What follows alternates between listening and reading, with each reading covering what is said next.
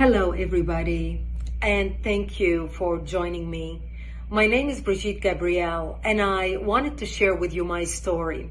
I realized yesterday when I put a post about my background that many of my new followers and people who know me as a political commentator who's always commenting on political events and current events, that a lot of people have no idea about my background and why I am so passionate speaking the way I speak.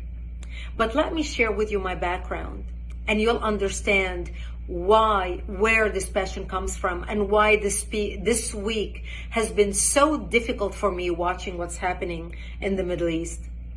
You see, I was born and raised in Lebanon, which used to be the only majority Christian country in the Middle East. We were open-minded, we were fair, we were tolerant, we were multicultural. We prided ourselves on our multiculturalism. We had open borders. We welcomed everyone into our country because we wanted to share with them the westernization which we had created in the heart of the Middle East. Lebanon became Paris of the Middle East, banking capital of the Middle East. Unfortunately, all that began to change when we accepted a wave of refugees into our country, people who did not share our values, but wanted to use Lebanon as a launching pad to kill the Jews and drive them into the sea. Lebanon was the only country in the Arabic world that accepted the third wave of Palestinian refugees. When they came to our country, they wanted to destroy our country. They ended up destroying our country.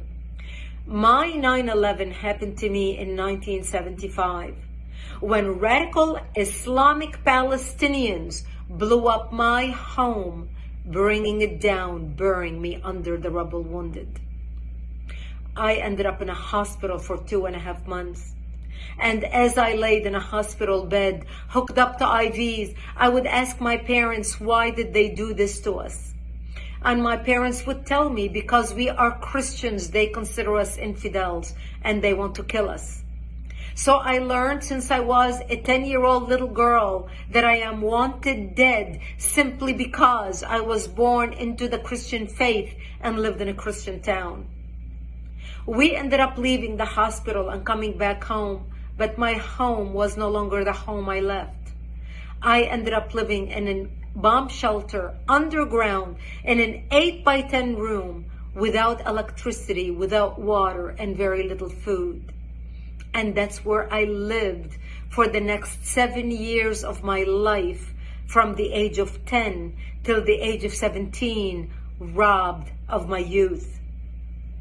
The Palestinian Islamists cut off all water supplies to our town, cut off electricity, cut off food.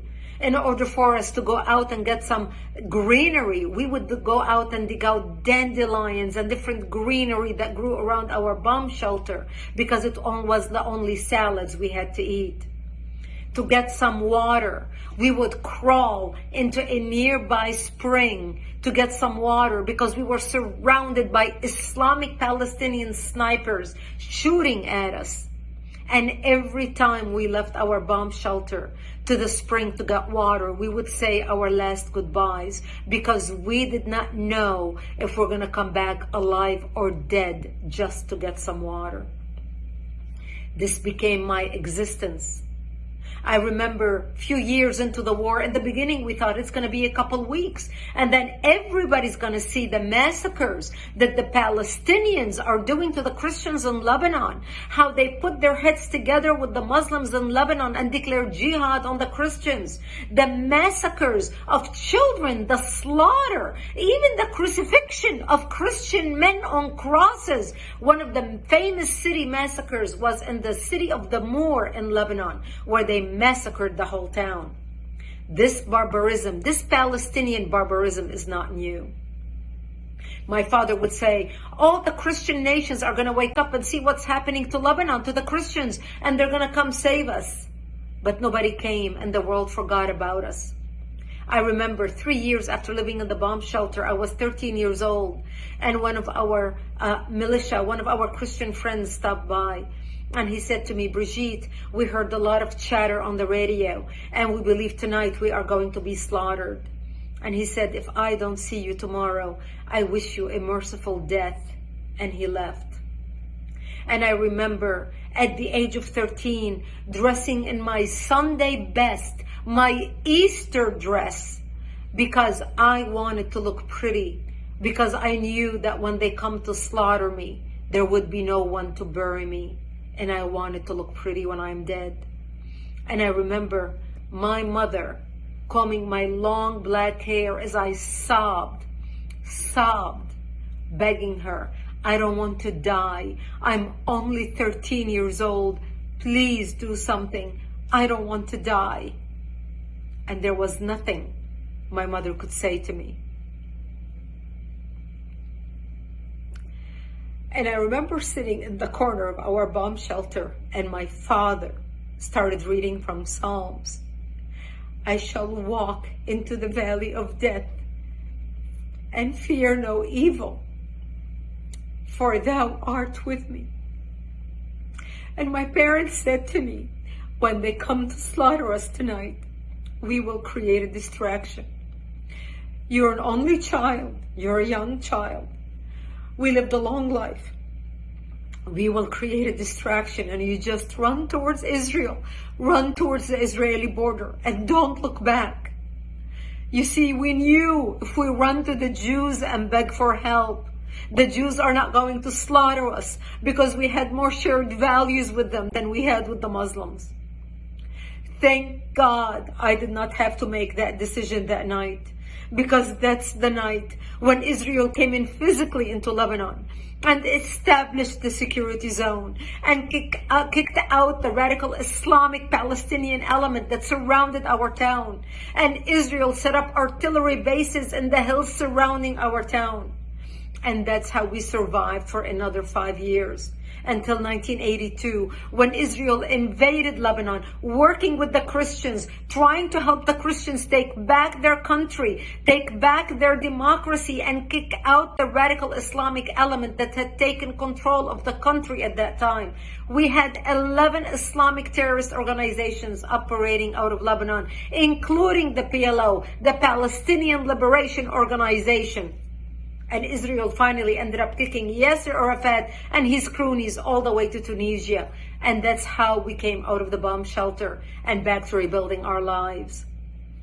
I ended up moving to Israel in 1984 and becoming a news anchor for World News in the Middle East, covering world events, because I wanted to make it my life's mission to fight evil, to understand how can people hate so much to commit such atrocities.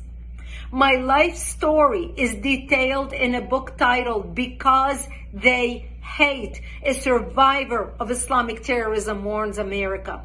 The book sold over 1 million copies. It came out in 2006. I encourage you to read it. I encourage you to order it so you can understand why I fight terrorism, why I speak with such passion and conviction. People who watch me debate people and fight people and care less about the labels people throw at me.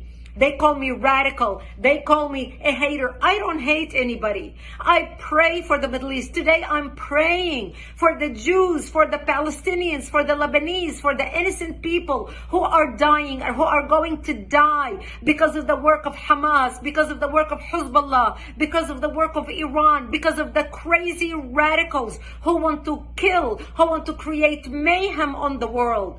We must stand up against barbarism. Barbarism done in the name of any people, of any religion, is not acceptable. Barbarism is when you shoot babies in their cribs. Barbarism is when you decapitate babies. Barbarism is when you rape women and kill them. Barbarism is when you kidnap old grandmas and you kidnap children and you put them in cages with the sole purpose of torturing them and killing them. This is barbarism, unacceptable under any name, from any people, from any religion. That's why the good people need to stand up against terrorism, against Islamic terrorism. Because what starts in the Middle East doesn't end in the Middle East. What starts in Israel doesn't end in Israel. This is a war against between barbarism and civilization. This is a war between democracy and dictatorship. This is a war between goodness and evil. We either win or they win. We need to fight to win. We need to stand up with Israel to win. This is our fight and we must win it.